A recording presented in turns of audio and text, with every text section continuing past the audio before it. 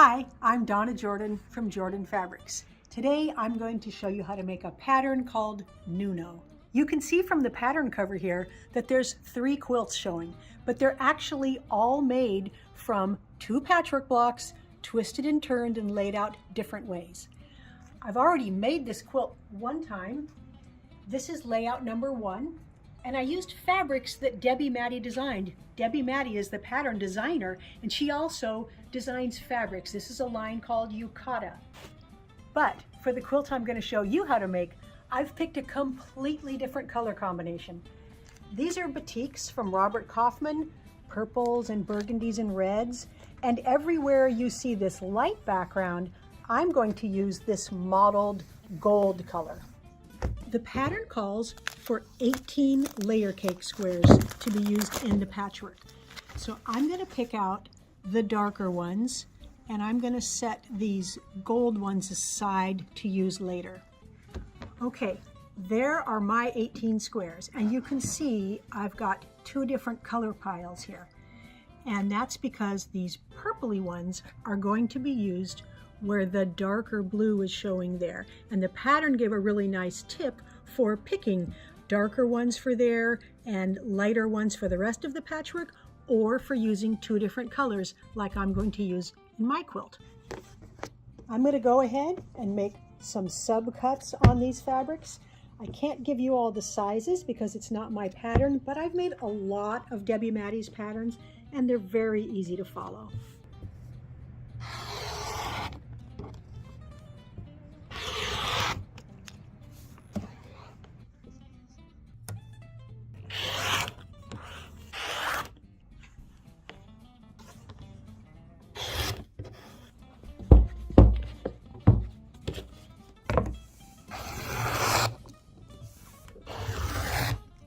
Okay, everything is cut, and we're going to start by taking these squares over to the sewing machine. To make the first block, all we need is 2 of the background squares and 2 of the batik squares, and we're just making a simple 4 patch. So I like to put these right sides together and these 2 right sides together, and then I'm going to sew down this first side here.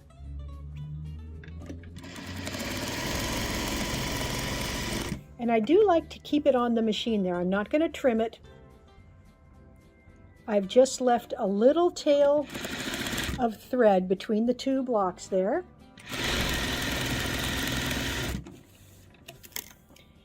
Now I'm going to finger press this seam allowance. This seam I'm going to press that way. And I'm just opening it up and then drawing either the pad of my finger or my fingernail down the seam. The other seam should go the opposite way. So we're going to press it that way.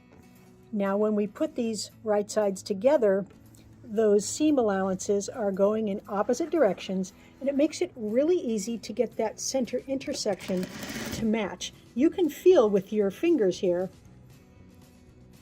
if those seams are lining up.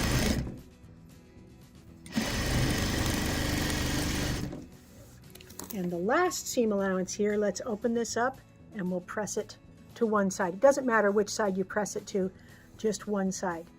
That's the first block. Those blocks are all stitched and ironed. The next step is to take the background squares, these big squares, and we're going to put a line down the middle of the square along the diagonal. I like to use a pencil. There are some chalk pencils also, but just a light line so you can see it.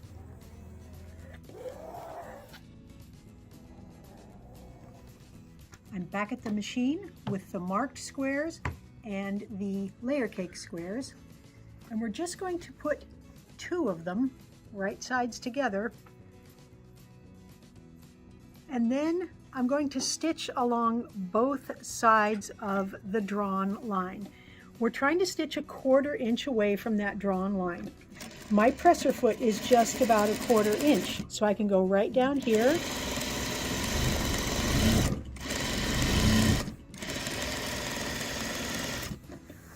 And then I'm just going to turn it around and stitch down the other side.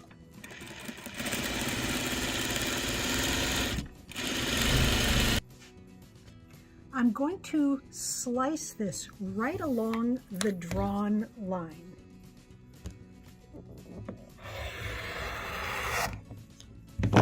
And now we've got 2 half square triangles. We need to iron them and trim them down to the correct size because they're slightly too big. There's 2 ways to do this. The first method is to iron this, always with the seam allowance going towards the dark, and then we want to trim it to 9.5 inches.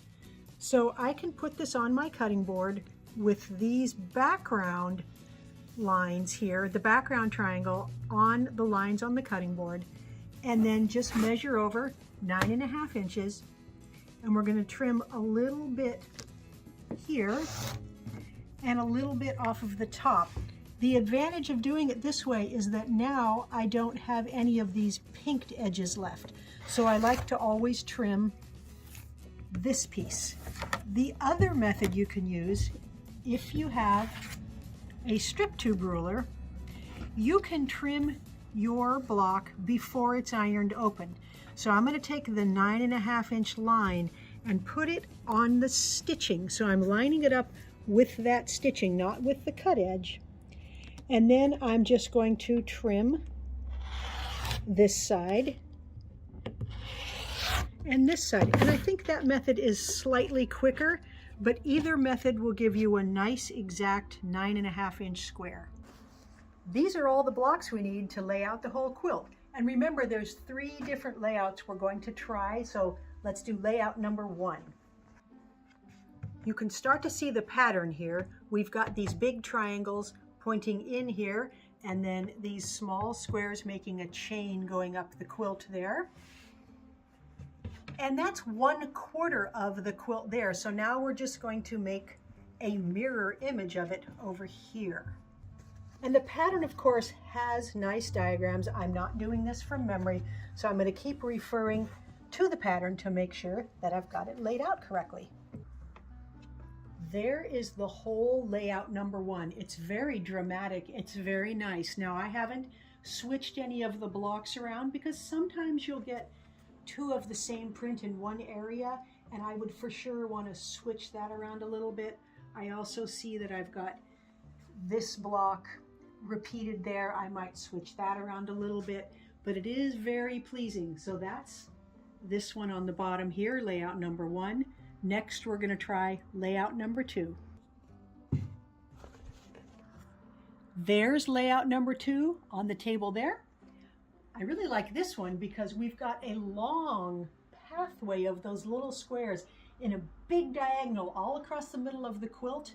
And then we've got these 2 sections of dark diamonds and triangles, and it has a very bold, satisfying look. This layout is this layout. I really like this one because it has a big X going right across the middle of the quilt. And I like where these 4 patches come together right in the middle. So all 3 layouts, they were all pretty nice, and I would really like to know which one you like the best. But for me, I'm going to go with layout number 1. So I'm going to go ahead and get all of the patches sewn together. The blocks are big, so it will be really easy to stitch this up.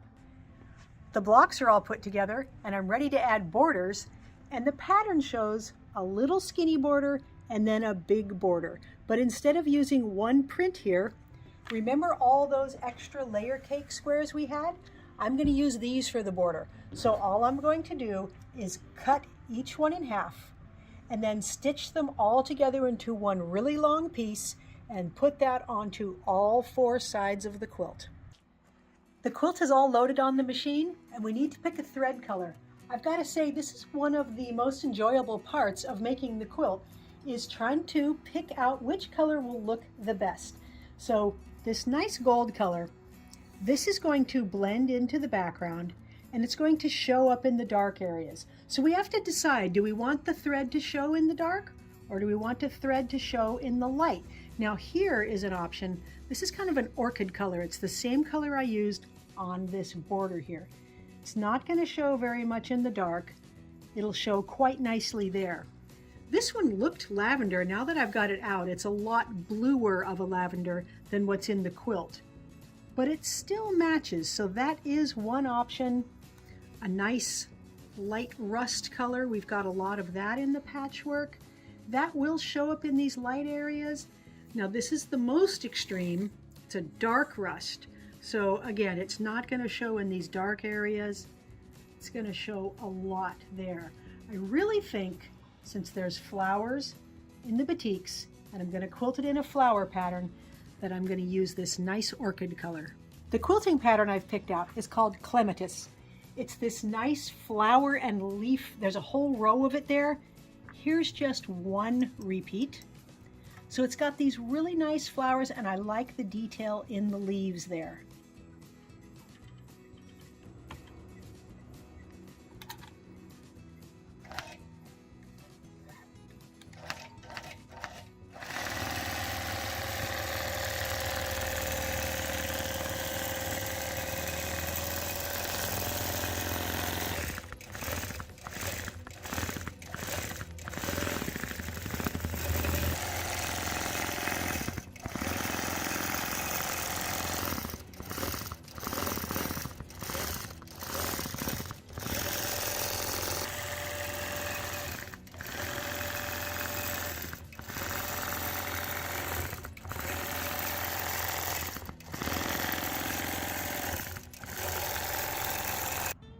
I've got the Nuno quilt all done. I'm very happy with how it turned out. I was a little surprised with the batik color combination. I knew I liked it, but I didn't know how strong it would be against this gold background, but there is a lot of contrast and it looks really good like that. The darker color thread is something I don't do often, but it's a good choice when you have a lot of negative space or a lot of empty space to fill up. I think it makes it a lot more interesting. On the back side, I used this large scale batik. It's got these big circular things, and it's got the same colors that are used in the top. So it's nice to have both sides coordinate. It turned out 70 by 70 inches, which is a nice generous throw size. This is the first quilt that I made in the Nuno pattern, and these are the yukata prints. So this one looks completely different than the batik one that I made.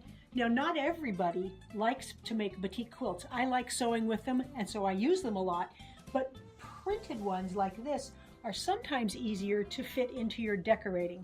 And look at how different the two quilts look, completely different. I like the fact that I was able to use all the extra layer cake squares for the pieced borders. I did that on both of the quilts, and that way I used up pretty much the entire layer cake.